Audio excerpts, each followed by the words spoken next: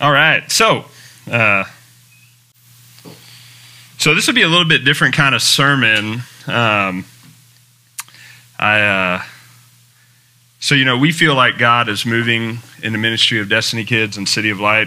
And long story short, we believe that God is leading Katie and I to become fully funded with missionaries with Compassion United. So right now I work to support the family, and then we do our ministry with Compassion. And I've never raised support. God's always either provided a different way, or I've always worked to do the ministry for the last 10 years. But through a series of events, I've just really felt like God is telling us this is the time to seek funding. So we're going to be reaching out to friends and family and just seeing what God does, But we wanted to share with you guys as our church what's going on. And the way I kind of want to do this, I thought a cool way to do this is to just share my story and Katie with you guys, because I know all of you and y'all are my church, but I haven't sat down with each of you and just got to share with you my story, and I think you guys will be interested in it.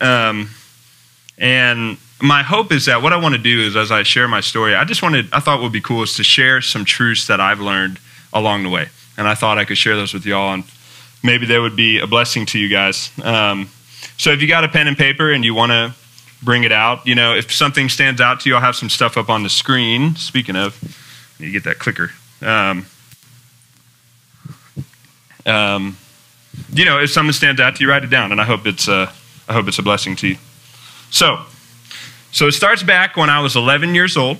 I went to a retreat with my church that I wasn't supposed to be at. It was for the older kids, but I somehow got to be there. And I think it was called Disciple Now. Jade, you probably know what that is, or Freedom Weekend. I don't know what they call it nowadays, but it's like one of those weekend retreat deals for the youth.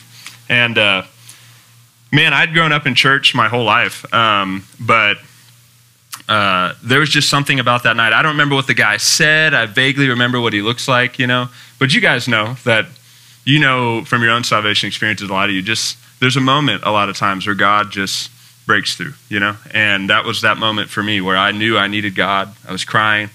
And I've never forgotten that moment. And since that moment, my life has changed.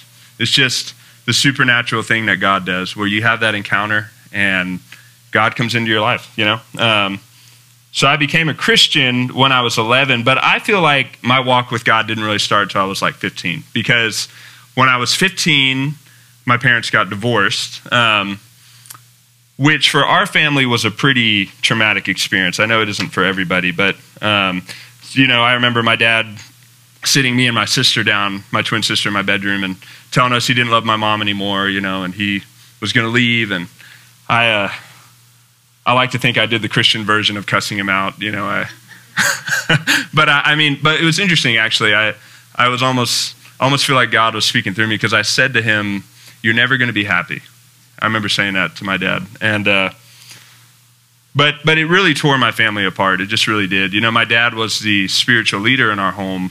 He was the one that took us to church. He was the one I would see him reading his Bible. So when he had an affair and left, like, to my siblings, it was like, not only forget my dad, forget God, And a lot of my siblings rejected the church and God.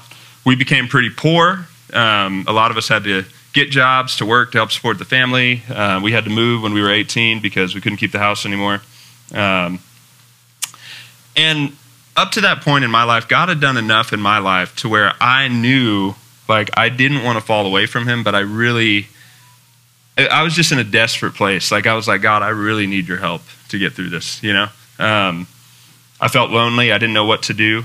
And I didn't know it then, but one of the first truths I thought about sharing with you guys is that God meets us in our desperation, right? And I've seen that over and over again in my life, starting then and continue on to many times, is that when you are in a desperate place, God is there. When you've hit the rock bottom and the only place to look is up. And that's where I was. It seemed, I've wondered if one of the problems we have in the church in America is that we have like a complacent need for Jesus, Like, we want him to save us from hell, or we kind of want him to be there when we go through hard times. But we're not desperate. And I think one of the great prayers we can pray is, Jesus, make me desperate for you. Help me to see how much I need you. Because in America, where we have so much, it's so easy to not realize how desperately we need God. Like he said to the Laodiceans, you're rich and you're wealthy and you think you have everything you need, but you don't realize that you're pitiful, poor, blind, and naked. Like sometimes we can get so comfortable that we don't realize how much we need God. Real quickly, I heard this story that's always stuck with me about a guy who said one of the most spiritual people he ever met was this little girl. And he said she just had this vibrant love for Jesus. And he asked her one time, well, how do you have such a great love for God? And this was in another country. I don't remember all the details, but she was actually a servant. And so she had to get up early and light fires around the house or whatever. And she said, when I'm lighting the fires, I ask God to light a fire in my heart. And that has always stuck with me, you know? Like spirituality is really a sincere, devoted love to Jesus. That's what it really boils down to. So one of my fears, you know, growing up without my dad was that I was going to be a sissy man, you know, because I was living with my mom and my two sisters. And I'm like 15, and that's that point where you're like, I'm starting to become a man. And, you know, I was afraid, like my dad's not around. I know it sounds silly now, but it really was a fear that I had, you know. And God brought men into my life who mentored me, you know, and one of them told me something that really helped me. He said, it's okay to beat on the chest of God. And I did. I mean, I would walk the dogs at night, and I felt lonely. You know, when we were homeschooled, and then when my parents divorced, we went to public school. And so, and I remember up to that point, I'd heard people come to my church and be like, yeah, when I was in high school, I did all these bad things, and I wish I hadn't done that, you know? I wish I had lived differently in high school, so you should live different, you know, those kind of testimonies. And I remember talking to God and saying, God, I don't want to have that testimony. Like, I want to get out of high school and not have regrets, you know? I want to go through high school and have lived for you.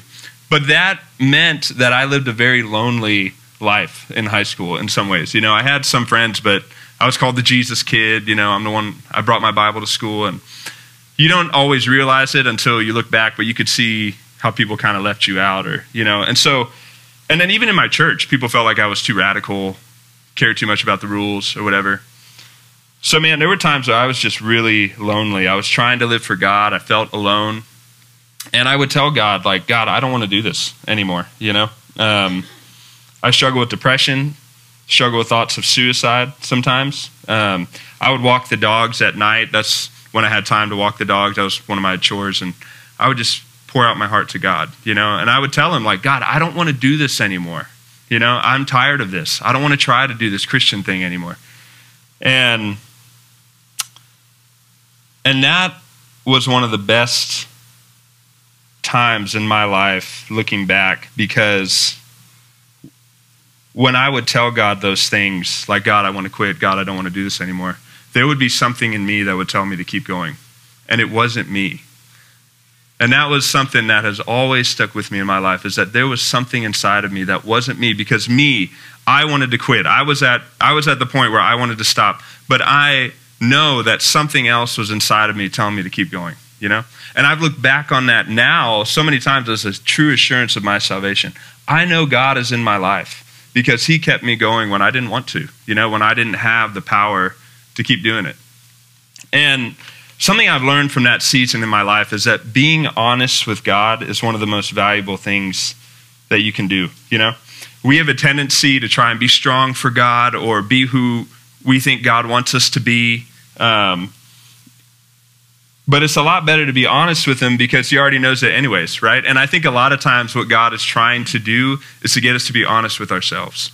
Like, we need to recognize that we don't want to do it anymore, so that God can come into that situation and help us with that, you know? We need to recognize when we don't feel like we can do it. We need to recognize when we want something that we shouldn't want. When we feel anger or bitterness towards God, we need to recognize that and be honest about that, because God can't, I feel like, really solve something in our hearts until we're honest about it, you know? When we try to hide things from God, he'll let us keep going. He'll let us stay there in that bad place until we're finally honest with him. And I just love that about God. Like, he's not afraid of our honesty, you know?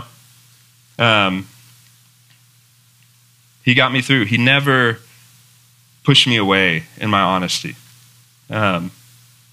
So I get through high school, and it's towards the end of my high school, and I'm trying to figure out what to do. I'm applying to college. I had a college that had accepted me. I had almost a full ride. It was Oklahoma Baptist University, I think. And I didn't know what to do. I felt like God wanted me in missions, so I was going to go study to be a missionary. And I'm going to shorten this story, but long story short,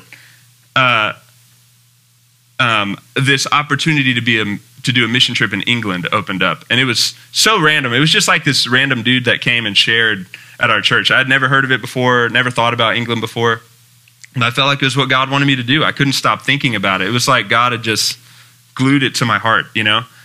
And I was like, I talked to my youth pastor about it. I didn't understand it. You know, I was planning on going to college. So I'm like, okay, I'll do it. Eventually, at some point, I was like, I'm going to try to go to England. But the crazy thing was, England didn't work out. And I am trying to go to England. I'm having bad communication with the people over there. We're communicating by email. I don't know how to raise money. I've never done any of this before, and nothing's working out, right? And I'm getting so frustrated because the day after I decided, I sit in front of like the whole 10th grade class. Like our church was huge. And I was one of the student leaders in the church. So we had probably like 50 10th graders in our church, right? It was big old, for every grade, we had like 50, 60 kids. Anyways, so Mr. Haney pulls me over. He's like, Luke, tell everybody what God told you to do. And I'm like, well, God told me to go to England, you know? And so everybody knows about it, right? And it's not working out. It's the middle of the summer. I don't have any money raised. I don't look like I'm going to go to England. And I'm so frustrated at God. I'm like, God, everyone's going to think I'm an idiot. Like, why are you doing this? I'm trying to do what you want me to do. And God met me, I believe it was July 18th. I don't remember if I was at camp or whatever. I just remember that day where God broke through to me and he was like, Luke, is next year about you or is next year about me? And I was realizing I was really making next year a lot about me, you know? And God was like, Luke, I want you to stay here and teach a Sunday school class and work a job and go to community college. Like, that's what I want you to do, you know? You need to surrender and let me guide your steps. And so that was a turning point in my life. I let go and surrendered to God. I'll tell you what happened in a minute, but I wanted to ask you guys that question because I think it's a question I've come back to a whole lot. Is next year about you or is next year about God? Right? Because it's so easy for things to become about us and for us to lose our focus from what we're here for. Am I planning and living and orienting my life around God and trying to do what he wants me to do in my life? Or am I doing it trying to make myself the most comfortable, trying to make myself the most happy? You know, is it about me or is it about him? And this is what I've learned. When we truly surrender to God's will in our lives, whatever that is, when we can take our life and put it on the altar, it's like Romans 12 says, be a living sacrifice.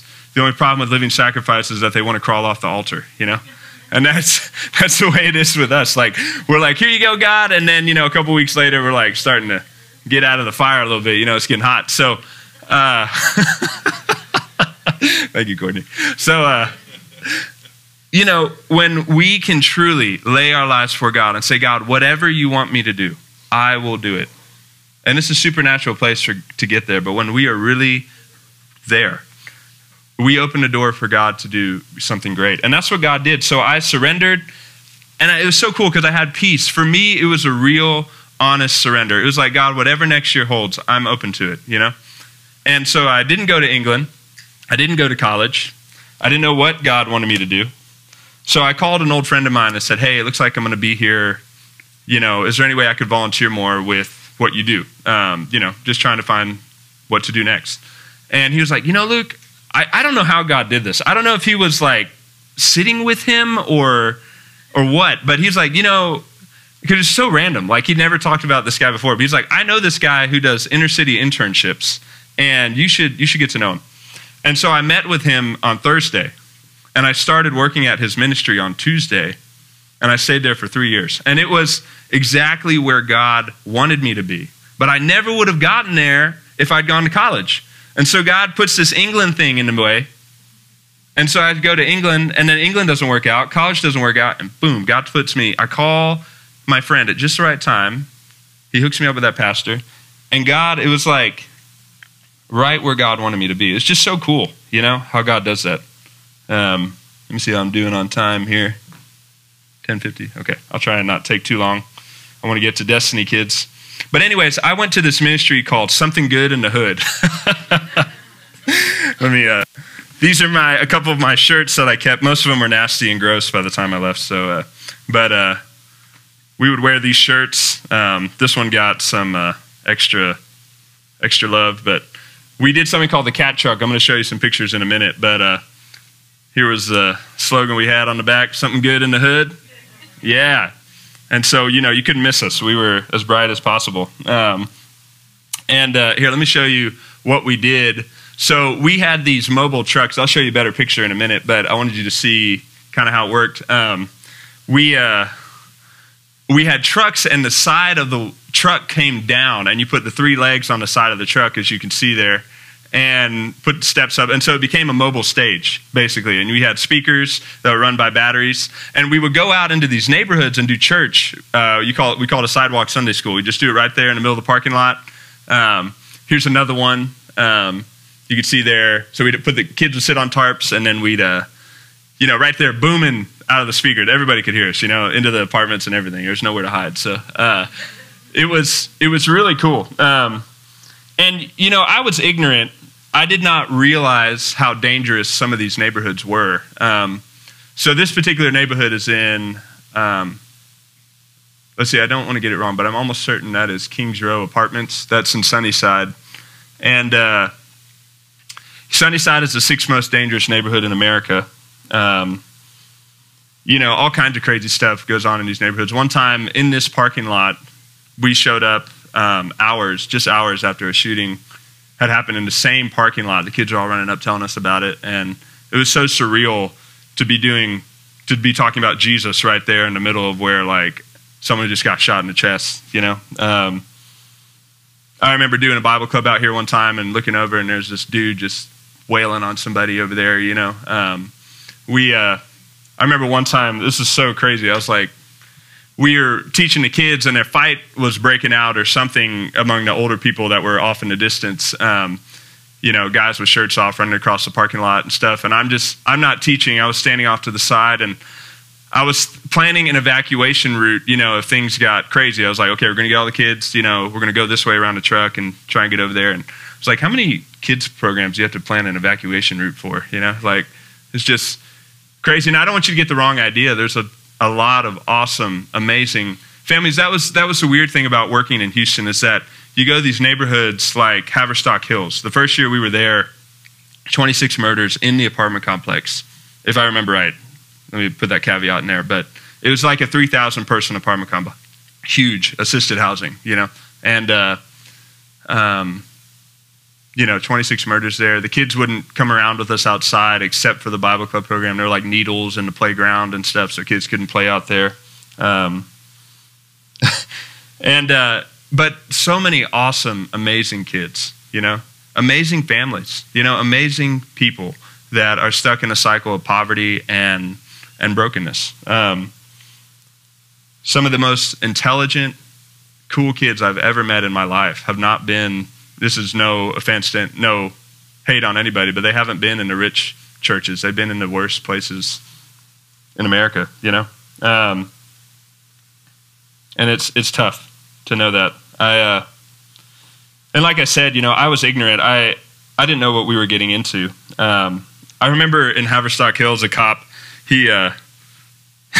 I remember, you know, we got these bright shirts on. You can't miss us, right? And I'm walking around handing out flyers, letting people know about the Bible Club. We did that every week just to build a relationship with the families. We didn't really need to hand out flyers after a while. It was just a way to stay in touch. And this black Charger is sitting over there, and this window rolls down, right? And all I see is this guy's head. Like, you can't see any part of his body. He's got his chair cocked back, you know, and all you see is his head. And he waves me over, and I walk over there, and he's got a badge, you know, like chain and a badge on his chest. He's like, "What are you doing here?"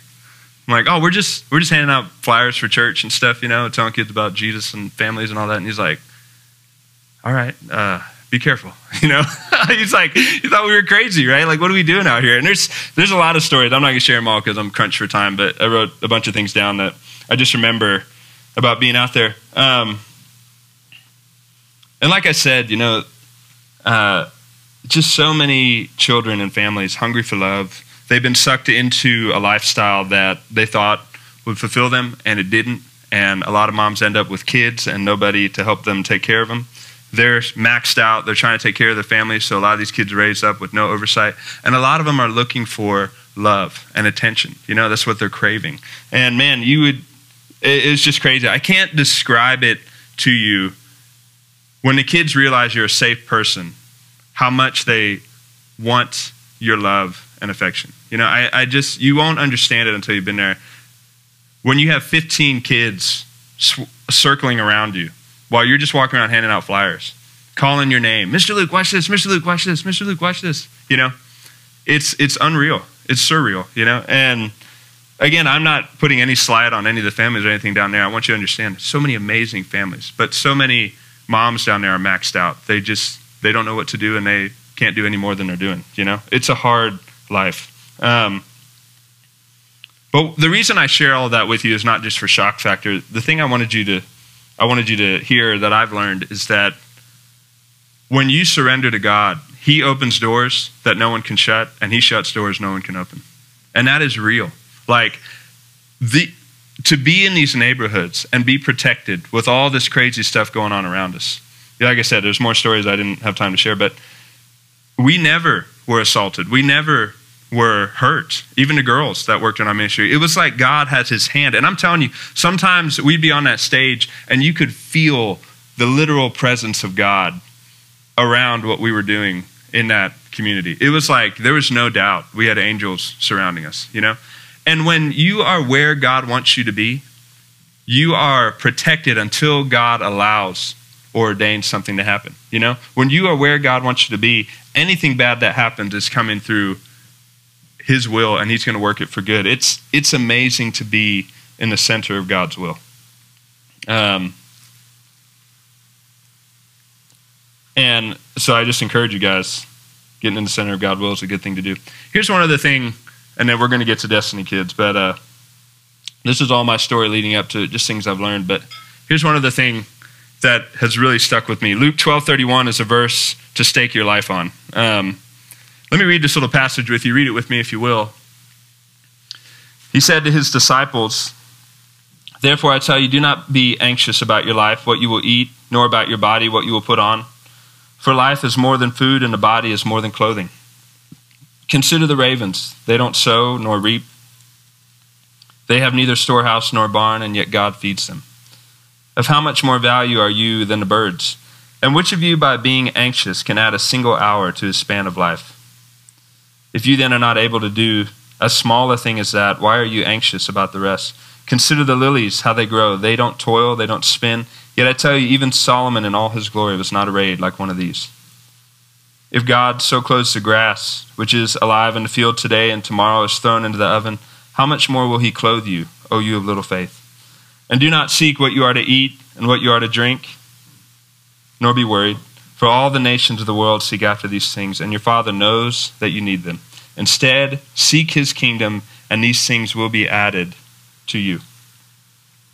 And that last verse is Luke 12:31. Seek first His kingdom, and all these things will be added to you. And it's important to realize, all this stuff we're talking about, not having to worry about food, not having to worry about clothing, it is contingent upon something we do. And it's if that we seek His kingdom, we don't have to worry about the rest. If you aren't seeking God's kingdom, then you might as well worry about the rest, because you don't have a promise that God is going to take care of you. But if you seek His kingdom, then He said all these other things you need will be added unto you. Now, that doesn't mean it's always going to be easy. It doesn't mean it's always going to be fun, John Taylor over here has been seeking God's kingdom for years, and he's had a car without AC for the longest, It doesn't mean it's always the most comfortable, but God provides what we need to seek His kingdom, right? And that is something I have learned to stake my life on. When it comes down to push and shove, what am I going to seek first? What am I going to prioritize? God's kingdom. And I trust that He will provide as I do that first, right? That is what He says here. Seek His kingdom, and these things will be provided for you. And I have seen God come through over and over again in my years in ministry. Times when We need to book a flight. We don't have the money. Money comes in from somebody random for the perfect amount for 2 tickets with just a little bit left over, right? Or I remember one time we kept a girl for a little while in our home, foster care situation. We didn't really have a lot of money, you know? And we come to find out there's a money provided that we had no idea about, that none of the CPS people told us about before we made the decision. It was just like, we're going to keep this girl because this is what God wants us to do. And then the provision came after, you know? It is so cool to seek God's kingdom first. It's scary sometimes, you know? Sometimes you don't know how it's going to work out, but God has always come through. So at some point, after 3 years at Summit Good in the Hood, I went to work at a ranch, and that was a year of huge growth for me. I'm not going to get too much into that. But the important thing to know is that during that time at that ranch, it was an inner city camp for a camp for inner city kids. I met Katie. I went to the church that she was at, and I was reminded of it today while she was up there singing. She was up there singing. That was the first time I ever saw her, you know, and she's glowing like an angel up there, and I was smitten right away. So, but really though, I mean, I definitely remember that. So anyways, so I met Katie, and we started getting to know each other, and I, at that ranch, found out about what she was doing at Destiny Kids. So I'm going to have Katie come up. She's going to share a little bit about how she got involved with Destiny Kids and all that. Yeah. Mm-hmm. Y'all got the yellow mic?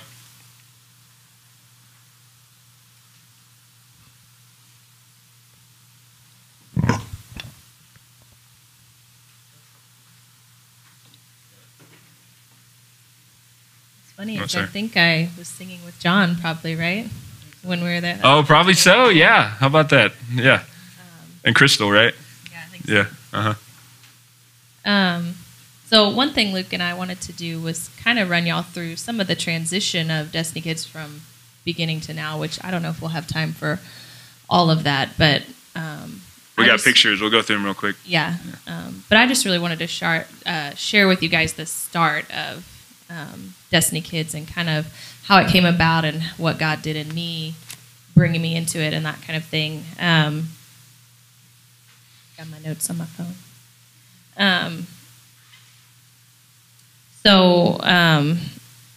I guess so we started in the fall of 2012. I was not running anything. My mom just told me, hey, she was volunteering with Honor House of Prayer at the time. She's like, hey, they're starting this kids thing. You should go check it out.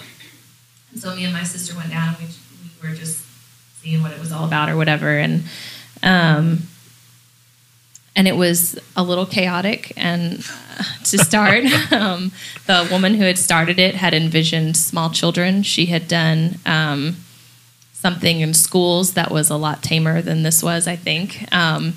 And we literally had everything from infant to 18. And it was, so it was a little chaotic. And it was a little hostile, which none of us had foreseen that, I think. It was just this weird, like, well, who are you guys? And this is our turf. And there was just some hostility in the air that was kind of weird to begin with. But God did a really interesting thing in me at that time, because I was in this season of life where I kind of had this language in my mind to describe how I felt. That's kind of how I talked to God, was that I would say I had this cavern inside of me that had all of these things I wanted to give, and I had nowhere to give them. That's kind of how I talked to God about it. And I wasn't thinking about that, I don't think, when I went and checked out this ministry. But I'm sitting in this room full of strangers. All these kids are up here that I don't know. I have no reason to love them. I've never met them. And all of a sudden, this phrase just like drops into my head, and I think to myself, I have room for these kids. And it was just like God set me up with this need inside of me to give, so that I would be ready to meet a need somewhere else that he saw. And it was just this really beautiful thing. And it was really necessary, because the first year was not easy. Like there was just this, it was just a little chaotic, a little hostile, and none of us knew what we were doing. But God made it so personal to me, like from the first day that I was able to push through it. I remember, I didn't have any kids, but somehow I just knew, like, you know, when you're having a hard time with your kids, you don't just give up on your kids. And like when your kids are acting up, you don't just, you know, forget it and walk away. And somehow God had made these kids like my kids. And so even though it was hard, I just had this like resilience that was just really supernatural. Like I really believe that it was supernatural.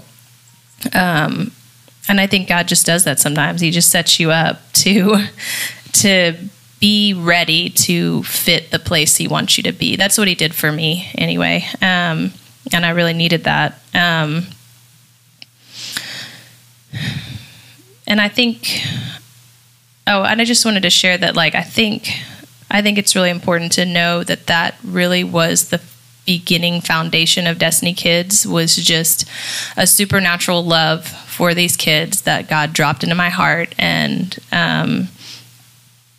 you know, God knew and loved these kids deeply, and he brought me and Luke and others in to know and love these kids deeply. And that's, you know, whatever else we do program wise, like that's what's behind everything, is we just want to know these kids and love them deeply like the Father does.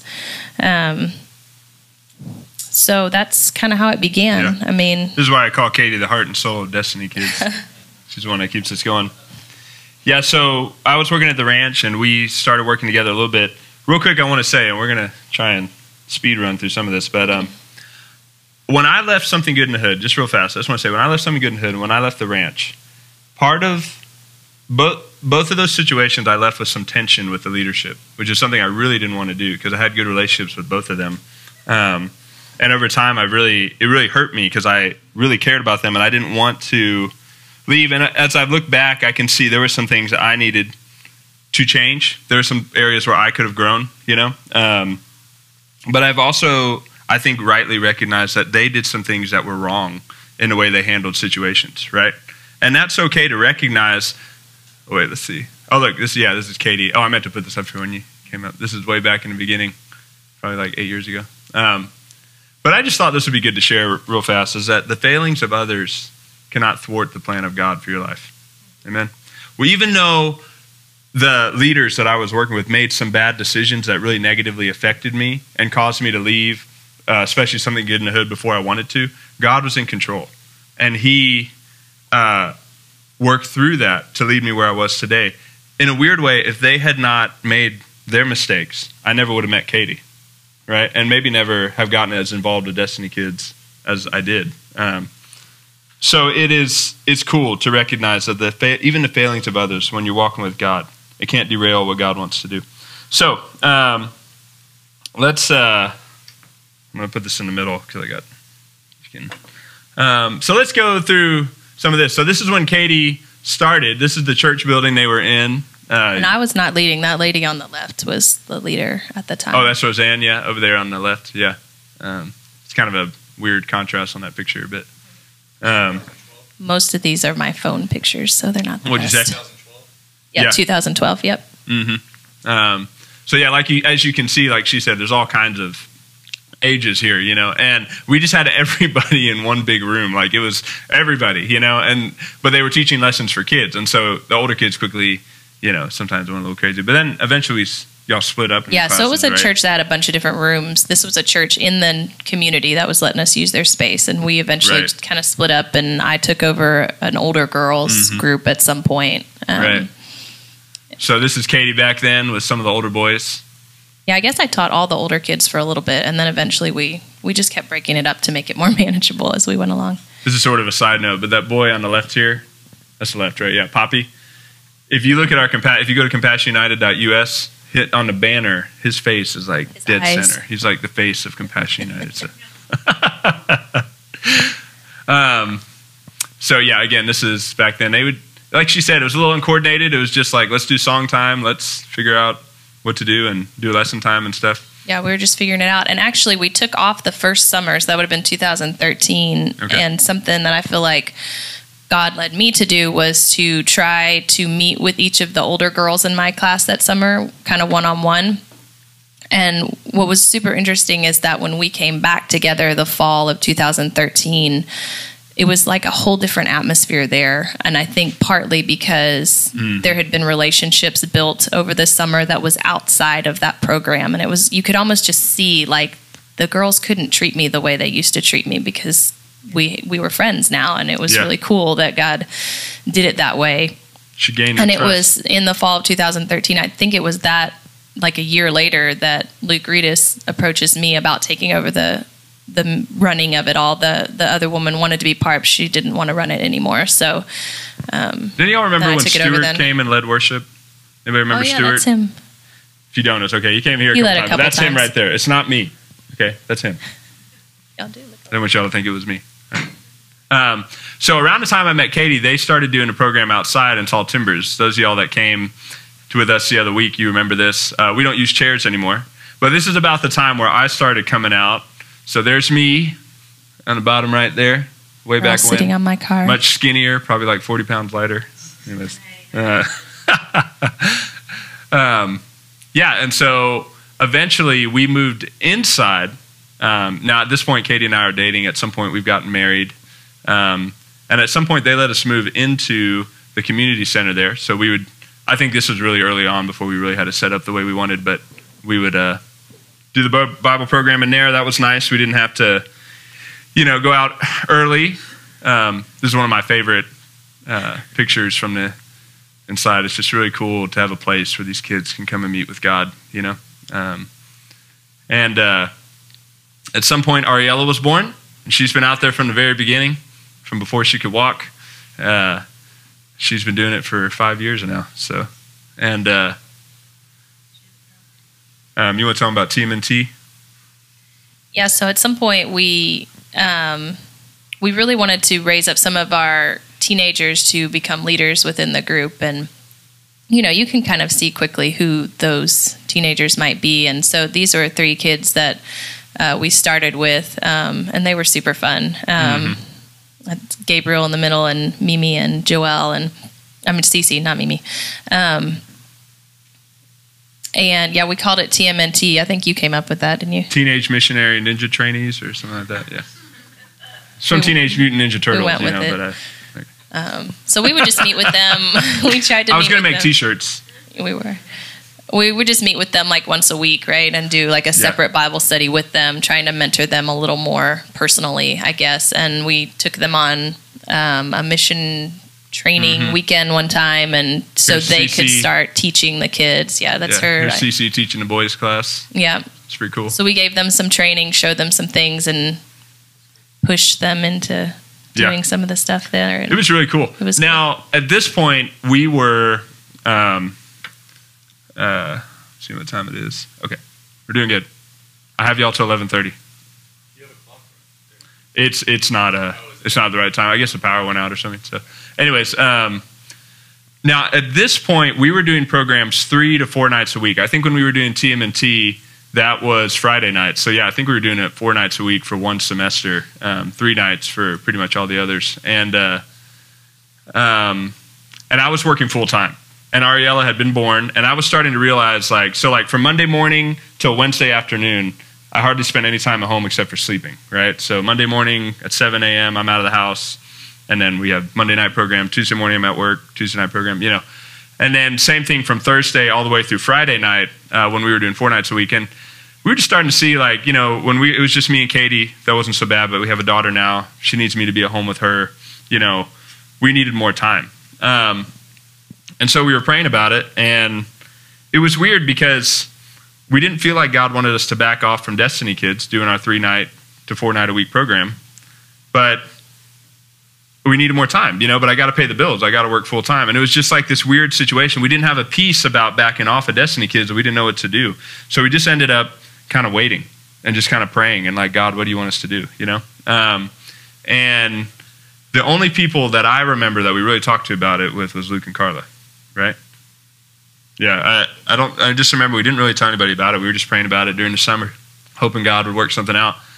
And amazingly, the Reeduses have another house on their property. Somebody was living there, and the house opened up, and they knew our need. They're one of the only people that did. And they called us and were like, hey, if y'all want to come live out here, if that would make it possible for you to be able to work less, we'd love to provide that for you. And I was like, whoa, what are the chances that we just told them because they're the head of our ministry. We didn't know they had a house on our property when we told them, I don't think. I think they told us at some point. But yeah, it was crazy, how God opened that door. And we, and also the other crazy thing is that my job, which is a full-time job, let me go down to part-time because they didn't want me to leave. So we were able to move out there and go down to part-time, and that gave us the time we needed to continue doing Destiny Kids 3 nights a week, to have time for the family, and to pay the bills. And only God could have worked that out. I mean, it was just so awesome how he did that. And I just want to say, here's another thing real quick, is that we wrote a book during this time that we used for our older teens called Take the Plunge. It's back there if anybody ever wants to check it out. But and this is currently what we're doing now. We'll get back to what's going on right now in a minute, but this is what I was trying to get to. This is something I've learned over my years, is how do you know God's will for your life? We were talking about this at Growth Group, and I thought it'd be worth just maybe writing down, but you surrender everything to God. So God, I'm willing to do whatever you want, and you pray. And then you go where the peace is, And in this situation, God was giving us peace about keeping things the way they were, even though we didn't know how it was going to work out, Don't back off of Destiny Kids. We're like, how are you going to work it out? But that's where the peace was. We just knew this is what God wanted us to do. We got counsel. And then when you follow the peace and you follow the counsel God gives you, God will align the circumstances to meet the peace and the counsel that he's given you already. Does that make sense? When we stuck with the peace, we could have bailed on Destiny Kids, and I don't know what would have happened, But when we stuck with the peace, God aligned the circumstances. We just needed to stay steady where he had us. And this is often how God leads in our lives, and I just thought it was something worth sharing. So where we are now is, so that's what we've been doing for the last 4 years. We've been living in this house. I've been working part-time. We were doing programs 3 nights a week. Oh, check this out. This is cool too. So at some point we start coming to Haven. The church we were going to kind of went through a split and kind of disintegrated, and we weren't going to church for a while, and me and Katie were talking. We're like, man, we need to go to church. We're doing all this ministry, and we're not part of a body. That's not cool, So, and during this time, I had met Scott. Y'all had come and volunteered with Destiny Kids a couple times, and Scott and I had started to build a relationship, just going out to eat, talking and stuff. And so I knew he had a church. I don't think you ever asked me to come to Haven. I think it was just like, we trust Scott. Let's go to his church. So we committed for 6 months. Me and her were like, we'll go for Haven for 6 months, see how it goes. And here we are. So, yeah. So what's cool, though, is that at some point, Scott asked me if I want to come on and be an elder with the church, right? Wasn't something I was looking for, but when we talked about it, I thought, I really felt, again, with the whole prayer and stuff, this is maybe something God wanted me to do. But how are we going to do it? We're already doing 3 nights a week, How can we add more? Well, check this out. Again, God leading through other people's bad stuff and still working things out. A new management, the whole management in the apartment complex you work in kind of got revamped as far as I understand. And the new manager, every time a new manager would come in, which is sometimes fairly frequent, we would just go talk to them, introduce ourselves, let them know, hey, we're using your community room, all that, So we go in and she's like, oh yeah, that's great, But she, for some reason, talks to her supervisor about it. And her supervisor, long story short, they're like, we don't want any religious programs meeting in this complex. And the way they got around it, because, you can't discriminate based on religion, but what they did is no after-hours programs. So they just made a new rule, no after-hours programs. And our program met at 6:30. So we weren't allowed to use the community room anymore. So it's like, what do we do? So we prayed, and we're like, well, the best thing to do is to have another van, and then we could bring all these kids to our Monday night program that's in a building. And we're talking to our leaders about it, like, hey, pray about this. We're trying to figure out what to do. One of our leaders has the financial capacity to purchase a new van. I had no idea, right? We're just asking him to pray. She buys a whole new van. We can bring these kids to the Monday night program, and guess what? I can be a part of Growth Group and help lead now at Haven. Because 2 nights went down to 1 night now. Yeah, exactly. So now it's Monday, Tuesday, Destiny Kids, Thursday night at Haven, preaching on Sundays. Isn't that cool how God worked that out, right? But we could have gotten all frustrated and bent out of shape, but God was allowing that to happen to bring something good out of it all. It's just so cool how God leads, right? So anyways, I'm doing most of the talking, so I'm going to let Katie talk to y'all about what we're at now. So we've been doing this part-time schedule. and of work and ministry for a long time now. Why do we feel like now is the time to move forward and to look for full funding? Can you talk to them about Inspire Success? Oh, yeah. So I guess it was summer 2020. Luke had written curriculum that we now call Inspire Success, which was kind of a desire to just help some of our older kids get some practical life skills so they could move on in their life successfully. So, how to apply for college, how to, write a resume, how to get a car, all these things that they don't necessarily know how to do. Oh, how to do taxes, how to rent an apartment, understanding credit. And mindsets that can hold them back from some of this stuff. Yeah. So we did this real small sort of pilot class. I don't know what you call it. It was in the middle of Corona, so we couldn't invite a bunch of kids. Yeah, so we just had a few kids. It was maybe 3 or 4, but they were super committed. They did a really great job, and it went really well. In fact, one of the girls, we were able to walk her through applying to a college after that, which was really cool. And then also I think some of you have heard about the possibility that Destiny Kids might be getting a... Hold on, don't tell them that yet. Never mind. I wanted to tell you all about this program. The reason it's so important is because kids, like the teens... So y'all heard of loan sharks, right?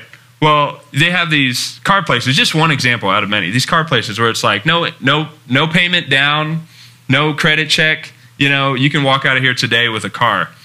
But they give them like a 25% interest rate, And so they're saddled with all this debt, and they don't even know what they're getting into. Like, they don't understand how car loans and interest work, They don't know applying to a job, if you haven't been raised in a culture where that's really normal, is intimidating, I don't know how to do that.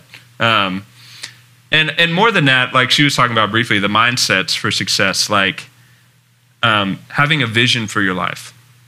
Looking at your life and seeing, I want to go somewhere, and then taking personal responsibility to pursue that. Those are things you're actually taught. It's not things you just naturally have, And if you're raised in an environment where you don't see anybody having a vision for their life, they just live day to day, hanging out on a corner, selling drugs, whatever, living government paycheck to paycheck. Like that's not ingrained in you. That like, let's have a bigger vision for my life than just the day to day. Let's actually have a goal and pursue it. And so kind of helping them see that, like, hey, God has a bigger plan for you, and you need to take the personal responsibility to pursue it. You can't wait for life to fall in your lap. You need to take the personal responsibility. And if you do, you can succeed, These are the kind of really basic things that you would teach your kid, that we're trying to teach them and helping them prepare for life. And it was cool, like Gabriel, he came and he told me the other day, like, remember when you said we have to take personal responsibility?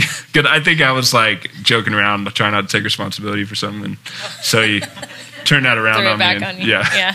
But it's cool, it stuck with him. So now, and then there's something else really exciting. So go ahead, you can.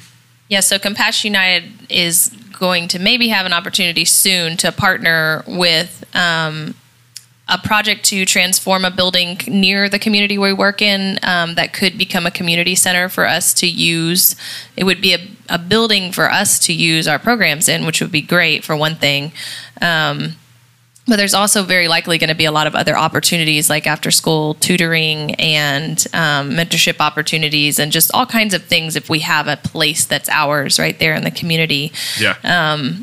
And so Inspire Success is something we want to do more of. We feel like that's important for the kids. We want to see them, some new kids come in, take the course, help them move on. We want to see what's going to happen with this community center. And right now we're doing Monday nights in the apartment complex. Tuesday nights, now we're picking up teenagers and going to a church is letting us use their youth space. So we're doing a youth night there. And so we've already got those 2 nights going on, but we have all these other things that we would like to see develop. More opportunities for us to do things with the kids.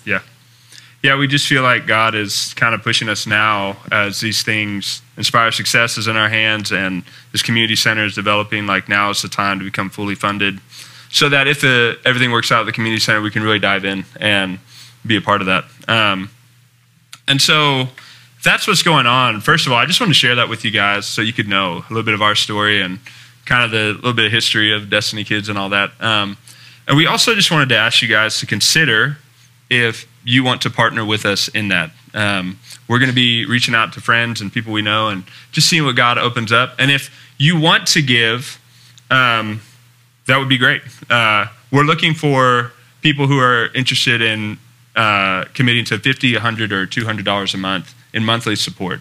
We're trying to raise like $3,000. We think with $3,000 we can get by. And you know, maybe somewhere down the road it'll become more, but that's our target goal now. With $3,000 we can launch. We can be full time. We're not going to have tons of money probably, but we could launch, you know. And so if you feel like partnering with us, and I just want to say there's no pressure. We're not going to be looking to see who does and who doesn't. But if you feel like partnering with us, that would be awesome. It would be really cool to be able to be fully funded so that we can dive into some of these programs. So there's a couple ways to do it. Of course, you can talk to us more about it if you want to. But what you can do is set up a monthly donation online. You just go to Compassion United, hit the donate tab, hit staff support, and then you can set up a recurring monthly donation for Katie and I. Or you can mail it in. You just have to write on the memo line, missionary support for Luke and Katie. And yeah, so our hope is that we can be fully funded by January of next year and see what God does. So that's kind of what's going on. I didn't really have a closing. We wanted y'all to know all about it anyway because, I mean, Haven supports Destiny Kids anyway. Yeah. You know, so we wanted you guys at least to know more, you know, what that's going to. So yeah, that's part of it.